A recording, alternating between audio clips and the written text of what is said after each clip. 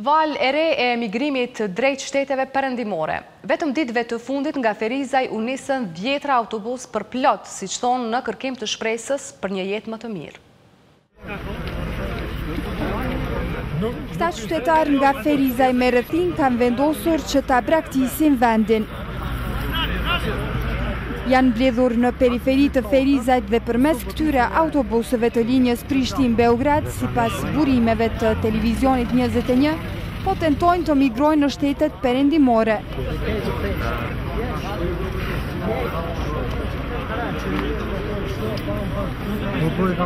Shoferi i autobusit thotë se këtë linjë e mban në vazhdimsi. Kjo është linja Prishtinë-Beograd. Bileta kthyese kushton 22 euro. Një drejtimshe kushton 15 euro. Çdo ditë udhëtoj nëpër këtë relacion. Përpiqeshin me ngulm të zënë vend nëpër këtë autobus. Disa kishin marrë dhe fëmijët me vete. Dëgjohej edhe vaj fëmije. Asnjëri nga këta qytetarë që po praktisnin vatrat e tyre nuk deshi të flasë.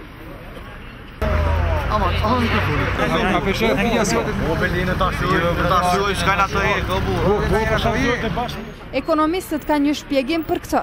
Thonë se asgjë nuk është e rastësishme. Qytetarët ka kohë që kanë humbur durimin për një vend pune.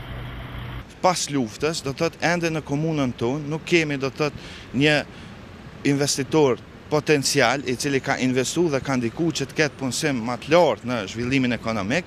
Kjo është po do të thotë edhe me qeverisjen do të thotë tani që është aktuale, që nuk po ka ndonjë program të caktuar që të ndikojë në zvoglimin e papunësisë.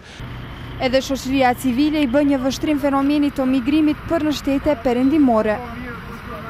Tani kemi një ike masive, ose thonë drejt nga ajo që spaku kemi pas disa njoftime që janë familje tona që ikin, e që ka të bëj edhe me lehtësinë që ata dalin, do me thonë kalimit përmes Serbisë. Dalja si kur i ngjan atij egzodit të viteve 90-ta, natyrisht që është jo vetëm shqetësuese, po shumë e dhëmshme, po shifët që e vetmja rrugë, vetmja derë që për shumë njerëz ka mbetur është ikja pa adresë, ikja nga kufete e këtij vendi, edhe shkumja kudo tjetër, në cilin do vend tjetër, qoftë edhe duke e ditur që është e pamundshme të sigurohet një strehim apo një leje qëndrim. Në pushtetin lokal të Ferizajt kërkojnë nga organet e rendit që të verifikojnë se si po dalin këta qytetarë, duke aluduar në mundësinë e kontrabandimit të tyre.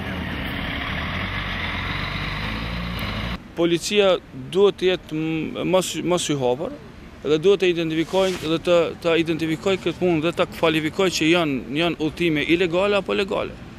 Për shkak se ata kalojnë me dokumenta të rregullta, me gjëra të tilla. Ka 10 ditë që kjo ikje masive e qytetarëve të kësaj ane po bëhet me këta autobus të Beogradit.